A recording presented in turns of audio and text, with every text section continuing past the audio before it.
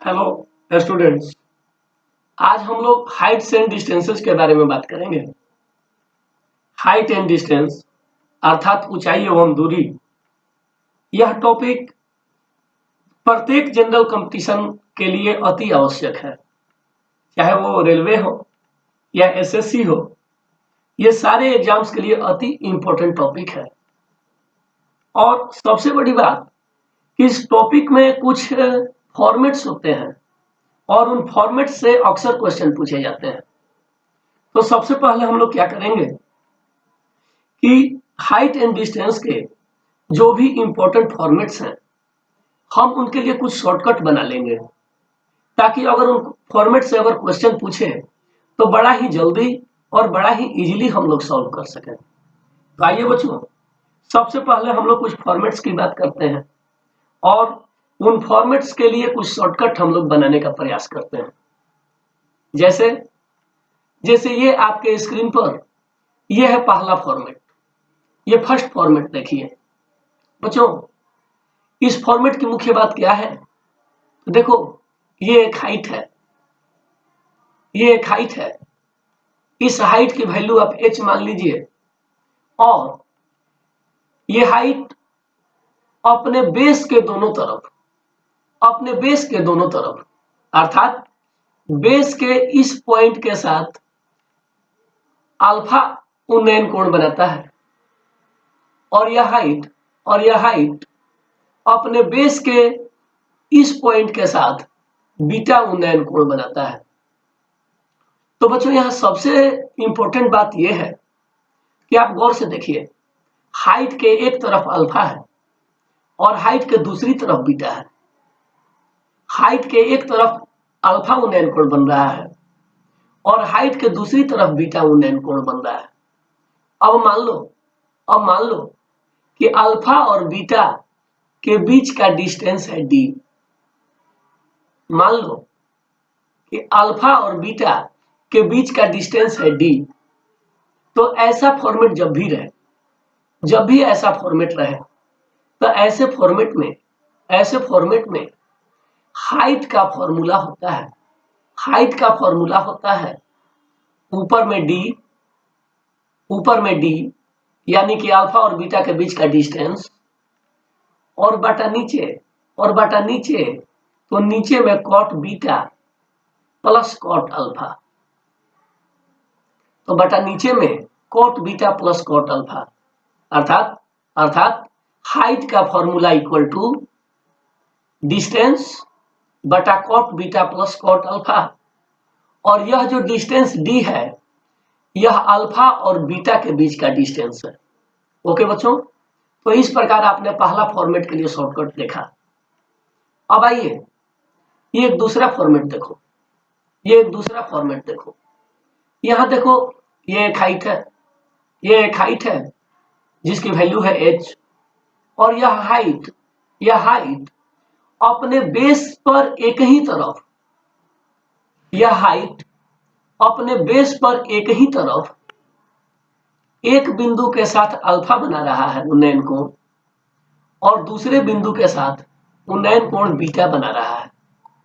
तो बच्चों इस दूसरे फॉर्मेट में, इस सेकंड फॉर्मेट में क्या इंपॉर्टेंट है कि जो हाइट है यह अपने बेस के एक ही तरफ दो बिंदुओं से क्रमशः अल्फा और बीटा उन्नयन कोण बना रहा है।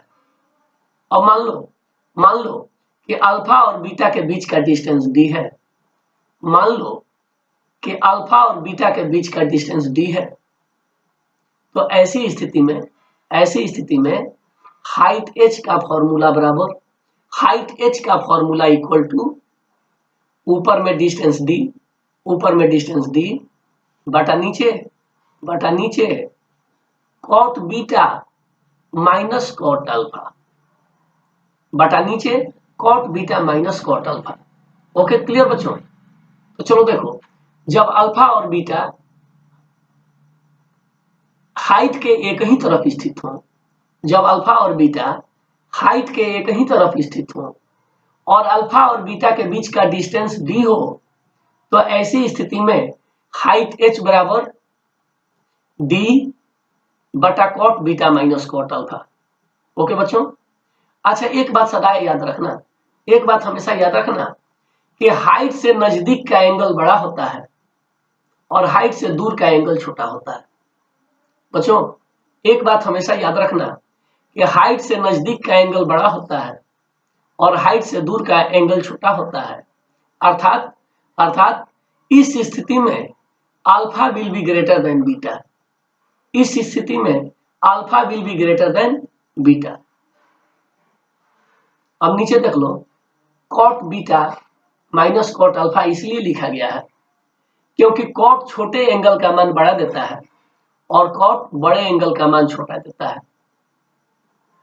इसलिए कॉट बीटा का मान बड़ा होगा और कॉट अल्फा का मान छोटा होगा। क्लियर? चलो, ये बड़ा छोटा का जो कॉन्सेप्ट है कि कॉट छोटे एंगल का मान बड़ा देगा और बड़े एंगल का मान कॉट छोटा देगा, ये सिर्फ फर्स्ट क्वाड्रेंट में लागू होता है।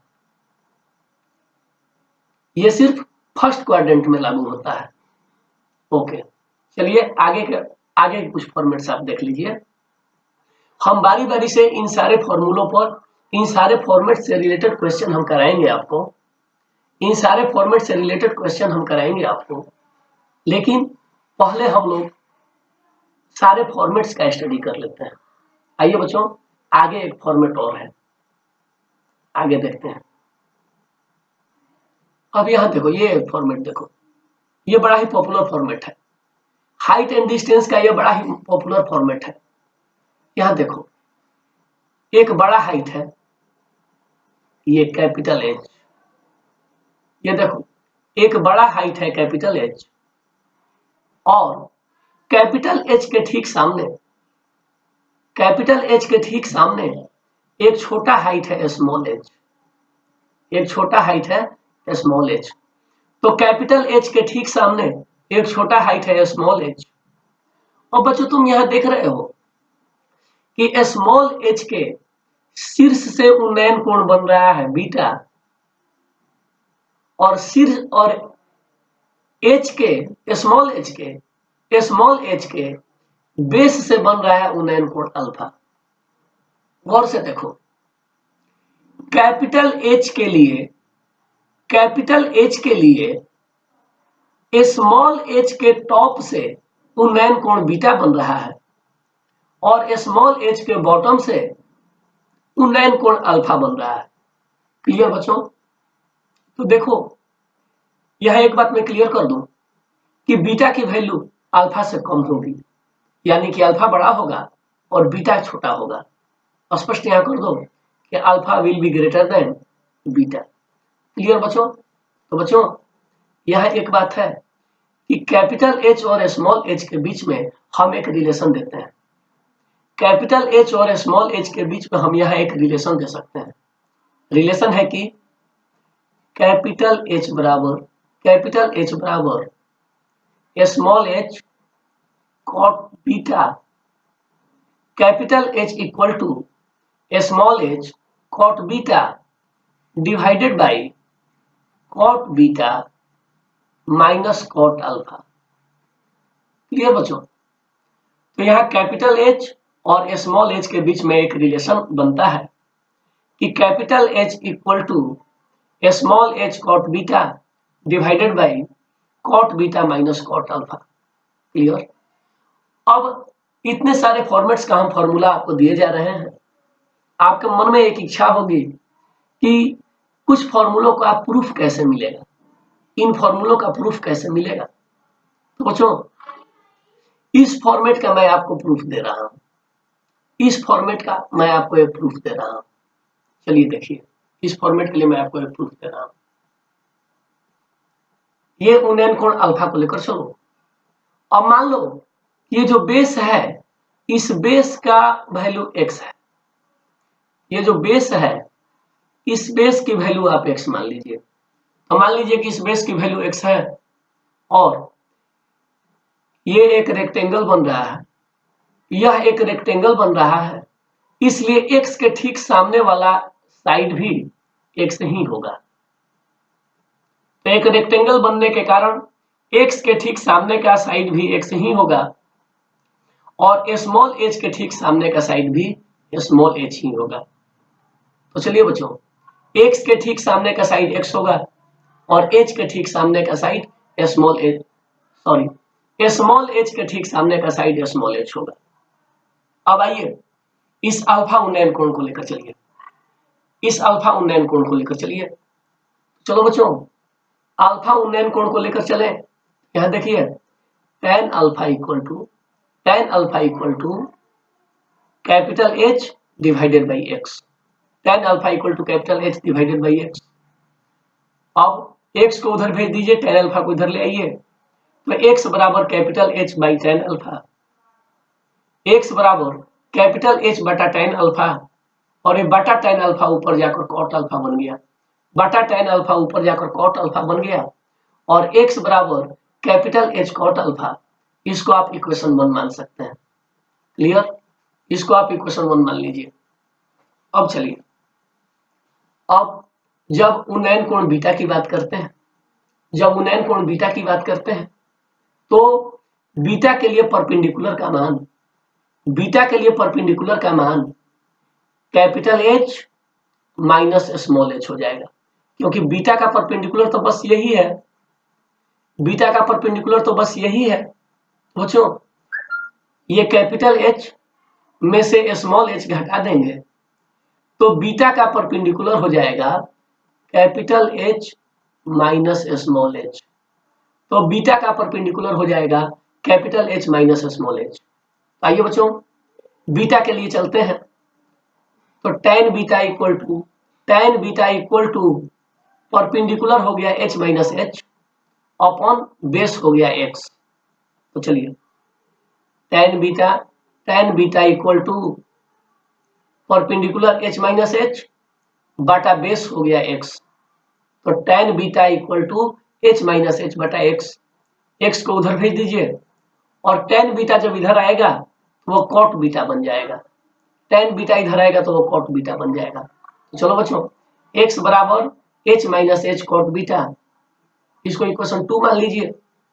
अब देखो इक्वेशन 1 का भी LHS है x, इक्वेशन 1 का भी LHS है x और इक्वेशन 2 का भी LHS है x। तो चलिए जब इक्वेशन 1 और इक्वेशन 2 जब दोनों का LHS x सेम है तो दोनों का RHS भी सेम होगा, इसलिए 1 का RHS h cot अल्फा और 2 का RHS h minus h cot beta, ये दोनों के RHS भी बराबर हो गए। तो अब आप चलिए कि h cot अल्फा बराबर, इसको तोड़िए तो capital H cot beta minus small h cot beta, और ये माइनस इधर आकर positive small h cot beta equal to capital H cot beta, और ये इधर जाकर minus capital H cot alpha हो गया। तो बच्चों H cot बीटा बराबर capital H cot beta minus cot alpha, और इस प्रकार कैपिटल H की वैल्यू बराबर H cot बीटा, और बटा में आ जाएगा cot beta minus cot alpha, और इस प्रकार फॉर्मूला प्रूफ हो गया कि कैपिटल H बराबर स्मॉल h cot बीटा बटा cot beta minus cot alpha. तो इस प्रकार आप इस फॉर्मूला को प्रूफ भी कर सकते हैं। ओके बच्चों, चलिए आगे चलते हैं।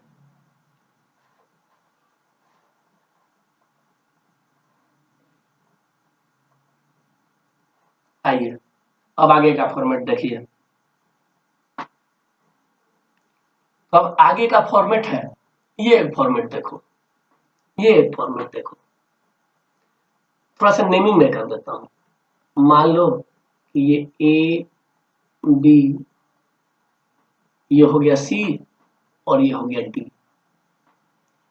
बच्चों मान लो कि AB का लेंथ है स्मॉल h, मान लो कि AB का लेंथ है स्मॉल h, और A से D तक जो बढ़ाया गया एक्सटेंडेड भाग है, A से D तक जो बढ़ाया गया एक्सटेंडेड भाग है, इसकी लंबाई आप स्मॉल d मान लीजिए।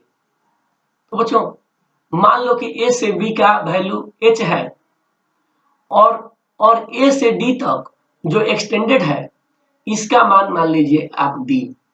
और सुनो, सी से ए का उन्नयन कोण मान लो बीटा और सी से डी का उन्नयन कोण और सी से डी का उन्नयन कोण, तो ये उन्नयन कोण आप मान लो अल्फा। क्लियर? एक बार फिर से सुन लीजिए, सी से ए का उन्नयन कोण बीटा है और सी से डी का उन्नयन कोण ये बड़ा वाला अल्फा है। क्लियर? तो स्पष्ट आप सभी देख रहे हैं कि alpha is greater than beta, alpha is greater than beta. तो बच्चों जब भी ऐसी स्थिति बने तो H और D के बीच में एक रिलेशन बन जाता है। जब भी इस तरह का क्वेश्चन हो तो H और D के बीच में एक रिलेशन बन जाता है। रिलेशन क्या बनेगा? तो रिलेशन बनता है कि H बराबर D cot अल्फा बटा cot beta minus cot alpha. तो बच्चों ये रिलेशन आप पहचान लीजिए, यह रिलेशन आप याद कर लीजिए कि H बराबर D cot अल्फा बटा cot beta minus cot alpha. Clear बच्चों? जिस तरह से मैंने पिछले फॉर्मूला को प्रूफ किया था उसी तरीका से आप इस फॉर्मूला को भी प्रूफ कर सकते हैं।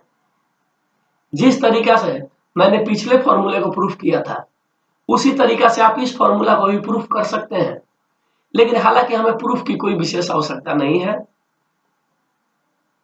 जितना आप अपना परिश्रम लगाएंगे प्रूफ करने में, अगर उतना परिश्रम आप प्रैक्टिस करने में लगाइए तो ज्यादा बेटर होगा। तो बच्चों ये देख लो फॉर्मेट, एक बार फिर से मैं बता रहा हूं, चौथा फॉर्मेट कि जब भी इस तरह का परिस्थिति बने तो H और D के बीच में एक रिलेशन बन जाता है और वह रिलेशन होता है कि H बराबर D cot अल्फा बटा cot beta minus cot alpha.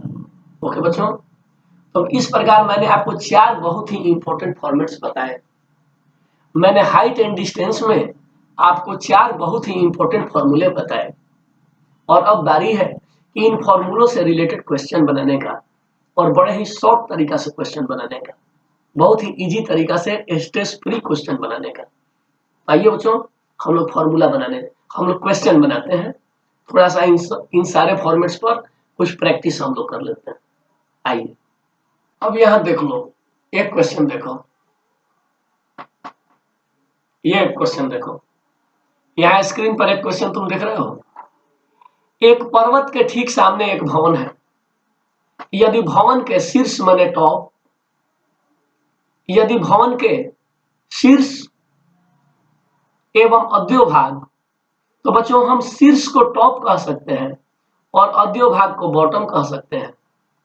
तो भवन के शीर्ष एवं अध्योभाग से पर्वत शिखर के उन्नयन कोण क्रमशः 30 डिग्री एवं 60 डिग्री हो तो भवन की ऊंचाई बताएं यदि पर्वत की ऊंचाई 100 मीटर हो, यदि पर्वत की ऊंचाई 100 मीटर हो। क्लियर बच्चों? तो चलिए इसको जरा सा हम लोग बनाते हैं।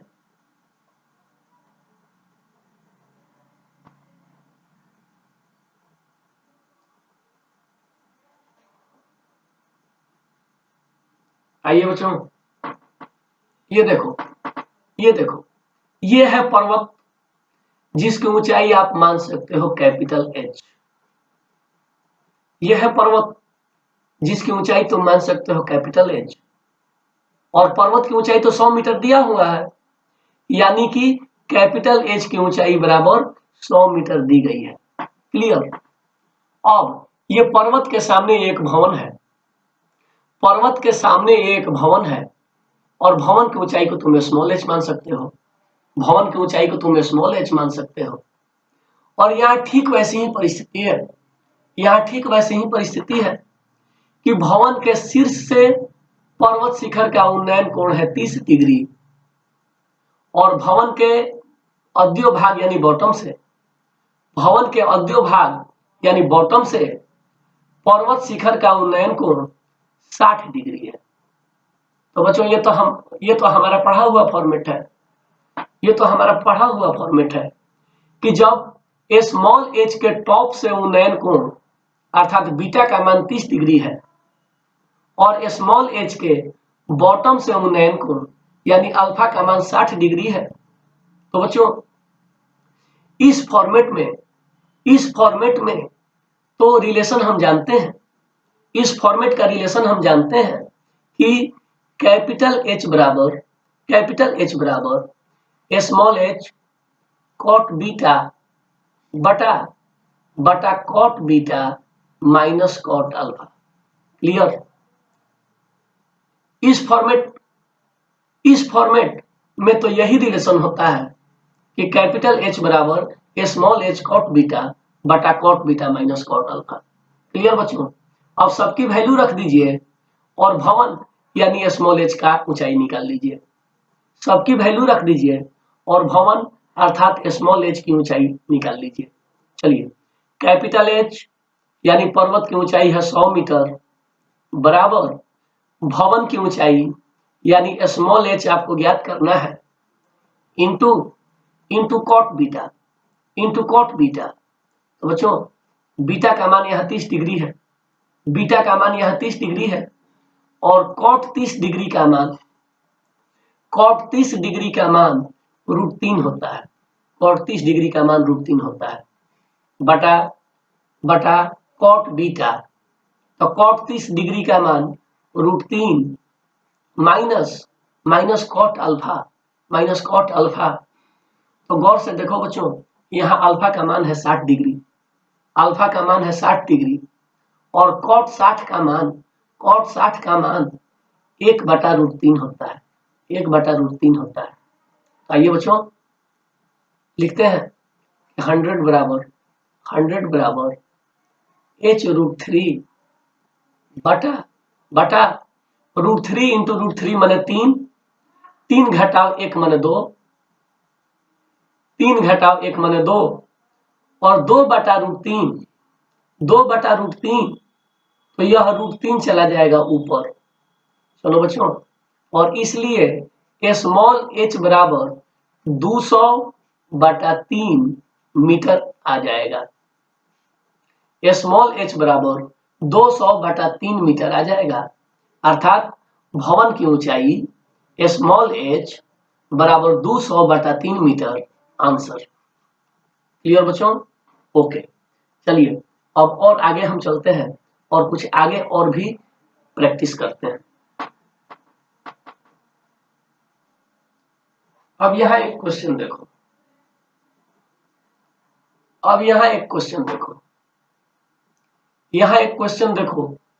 क्वेश्चन है एक मीनार की जड़ से एक ही तरफ स्थित दो बिंदुओं से मीनार की चोटी के उन्नयन को क्रमशः 30 डिग्री एवं 60 डिग्री है। यदि दोनों बिंदुओं के बीच की दूरी 100 मीटर हो तो मीनार की ऊंचाई बताएं। तो बच्चों ये मीनार की ऊंचाई को हम h मानते हैं, और h के एक ही तरफ दोनों बिंदु है। अब नजदीक वाले बिंदु से बड़ा उन्नयन कोण 60 डिग्री बन रहा है और दूर वाले बिंदु से छोटा उन्नयन कोण 30 डिग्री बनेगा। तो नजदीक वाले बिंदु से बड़ा उन्नयन कोण 60 डिग्री बनेगा और दूर वाले बिंदु से छोटा उन्नयन कोण 30 डिग्री बनेगा। अब इन दोनों बिंदुओं अर्थात 30 डिग्री और 60 डिग्री, इन दोनों के बीच की दूरी 100 मीटर है। बच्चों इन दोनों बिंदुओं 30 डिग्री वाला बिंदु और 60 डिग्री वाला बिंदु, इन दोनों बिंदुओं के बीच की दूरी 100 मीटर है। तो ये तो हमारा पढ़ा हुआ फॉर्मेट है, ये तो सबसे पहला फॉर्मेट हमने दूसरा फॉर्मेट बताया था, ये सेकंड फॉर्मेट हमने बताया था कि जब हाइट के एक ही तरफ अल्फा और बीटा दोनों हो, तो ऐसी स्थिति में h बराबर अल्फा बीटा के बीच का डिस्टेंस डी ऊपर बटा बटा cot beta minus cot alpha. तो h बराबर अल्फा बीटा के बीच का डिस्टेंस डी ऊपर बटा बटा cot beta minus cot alpha. और ध्यान रहे कि छोटा वाला कोण बीटा होता है और बड़ा वाला कोण अल्फा होता है। छोटा वाला कोण बीटा होता है और बड़ा वाला कोण अल्फा होता है, क्योंकि फर्स्ट क्वाड्रेंट में छोटे एंगल का कॉट वैल्यू बड़ा होता है और बड़े एंगल का कॉट वैल्यू छोटा होता है। क्लियर बच्चों? इसलिए छोटा वाला कोण 30 डिग्री बीटा होगा और बड़ा वाला कोण 60 डिग्री अल्फा होगा। तो चलिए, मीनार की ऊंचाई h बराबर दोनों बिंदुओं के बीच की दूरी अर्थात d का मान 100 मीटर बटा कॉट बीटा। तो कॉट 30 का मान √3 माइनस कॉट अल्फा, तो कॉट 60 का मान 1/√3, कॉट 60 का मान 1/√3 अर्थात h बराबर 100 बटा √3 गुना √3 मैंने 2, सॉरी √3 गुना √3 मैंने 3 घटाव 1 मैंने 2 और 2/√3, तो √3 चला जाएगा ऊपर और सॉल्व करने पर मीनार की ऊंचाई h बराबर 50√3 मीटर 50√3 मीटर। क्लियर बच्चों? ओके, चलिए आगे कुछ और क्वेश्चन हम लोग देखते हैं। अब यहाँ एक क्वेश्चन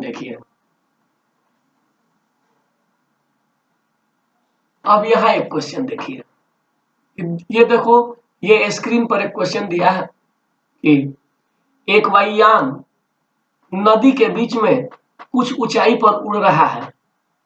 यदि नदी के दोनों किनारों का वायुयान से अवनमन कोण क्रमशः 30 डिग्री एवं 60 डिग्री हो तथा नदी की चौड़ाई 200 मीटर हो, तो वायुयान की ऊंचाई बताएं।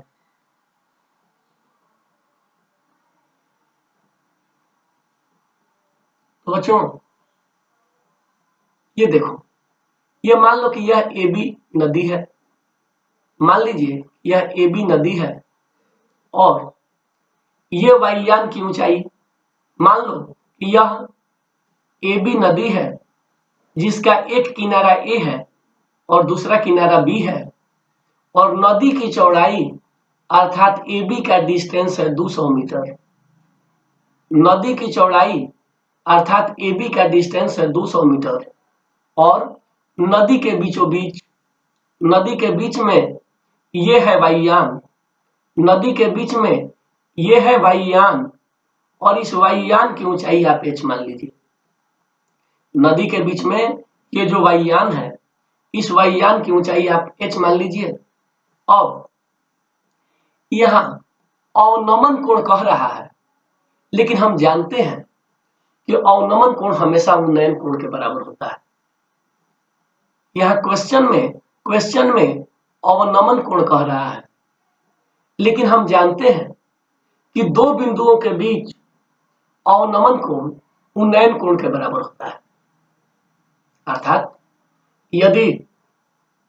यदि वायुयान से नदी के पहले किनारे का अवनमन कोण 30 डिग्री है, तो पहले किनारे से वायुयान का उन्नयन कोण भी 30 डिग्री ही होगा।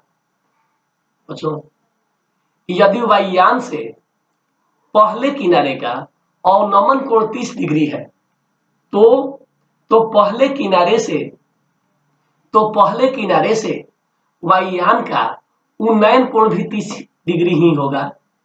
उसी प्रकार जब वायुयान से दूसरे किनारे का अवनमन कोण 60 डिग्री है, तो इसका मतलब है कि दूसरे किनारे से वायुयान का उन्नयन कोण भी 60 डिग्री ही होगा। तो कहने का मतलब कि क्वेश्चन में भले ही अवनमन कोण कहा है, क्वेश्चन में भले ही अवनमन कोण कहा है, लेकिन हम लोग अवनमन कोण के बराबर दोनों किनारों से उन्नयन कोण लिख देंगे।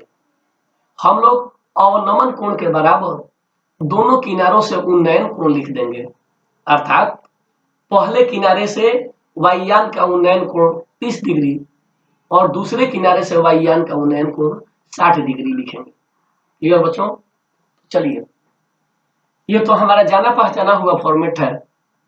ये तो मैंने सबसे पहला फॉर्मेट आपको बताया था हाइट एंड डिस्टेंस का, कि यदि हाइट के एक तरफ अल्फा उन्नयन कोण बने और हाइट के दूसरी तरफ बीटा उन्नयन कोण बने, यदि हाइट के एक तरफ अल्फा उन्नयन कोण बने और हाइट के दूसरी तरफ बीटा उन्नयन कोण बने और अल्फा और बीटा के बीच का डिस्टेंस डी हो, अल्फा और बीटा के बीच का डिस्टेंस डी हो, तो ऐसी स्थिति में हाइट एच का formula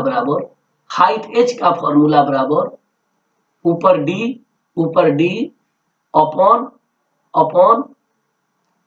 cot beta plus cot alpha होता है।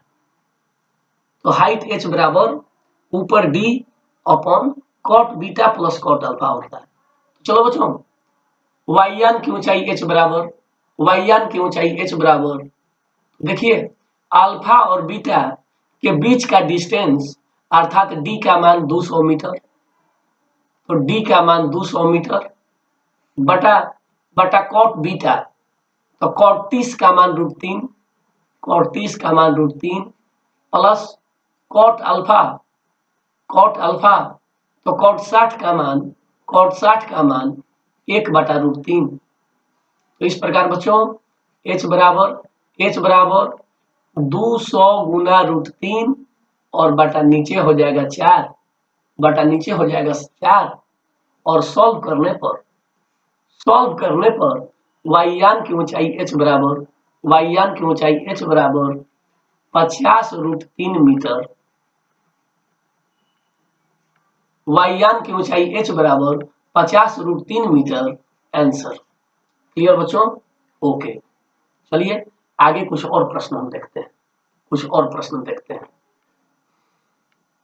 तो बच्चों आप एक क्वेश्चन देख रहे हैं, एक भवन के ऊपर एक झंडा लगा है। यदि धरती पर स्थित किसी बिंदु से भवन के शीर्ष एवं झंडे के शीर्ष के उन्नयन को क्रमशः 30 डिग्री एवं 45 डिग्री हो, तो झंडे के डंडे की लंबाई बताएं यदि भवन की ऊंचाई 20 मीटर है। फिर से एक बार क्वेश्चन देख लीजिए, एक भवन के ऊपर एक झंडा लगा है। यदि धरती पर स्थित किसी बिंदु से भवन के शीर्ष एवं झंडे के शीर्ष के उन्नयन कोण क्रमशः 30 डिग्री एवं 45 डिग्री हो, तो झंडे के डंडे की लंबाई बताएं यदि भवन की ऊंचाई 20 मीटर है। बच्चों मान लो कि यह ए बी एक भवन है और धरती पर स्थित बिंदु सी है। तो मान लीजिए कि ए बी भवन है और इस भवन ए बी की ऊंचाई दिया गया है 20 मीटर और धरती पर स्थित एक बिंदु सी है। अब देखो, मान लो कि एडी नाम का एक झंडा है, जो कि भवन के ऊपर लगा हुआ है। अब धरती पर स्थित बिंदु सी से भवन ए बी का उन्नयन कोण है 30 डिग्री और झंडे का उन्नयन कोण है 45 डिग्री। क्लियर बच्चों? तो चलो अब मान लो कि एडी झंडा की लंबाई है डी। मान लो कि एडी झंडे की लंबाई है स्मॉल डी। क्लियर? तो ये केस तो हमने आपको पहले भी बताया था, ये फॉर्मेट तो हमने आपको बताया था कि अगर भवन ए बी की ऊंचाई स्मॉल एच मानी जाए, यदि भवन ए बी की ऊंचाई स्मॉल एच मानी जाए तो स्मॉल एच का मान बराबर 20 मीटर। यदि भवन ए बी की ऊंचाई स्मॉल एच मानी जाए तो स्मॉल एच की ऊंचाई बराबर 20 मीटर और ए के ऊपर और ए के ऊपर बढ़ा हुआ झंडा, ए के ऊपर बढ़ा हुआ झंडा जिसकी लंबाई है स्मॉल डी, अब धरती के बिंदु सी से भवन का उन्नयन कोण यानी बीटा का मान 30 डिग्री और धरती के बिंदु सी से झंडे का उन्नयन कोण अर्थात अल्फा का मान 45 डिग्री। तो बच्चों ये फॉर्मेट तो हमने आपको बताया था कि इस फॉर्मेट में एच और डी के बीच में एक रिलेशन बनता है। इस फॉर्मेट में एच और डी के बीच में एक रिलेशन बनता है और वो रिलेशन है कि एच बराबर डी कॉट अल्फा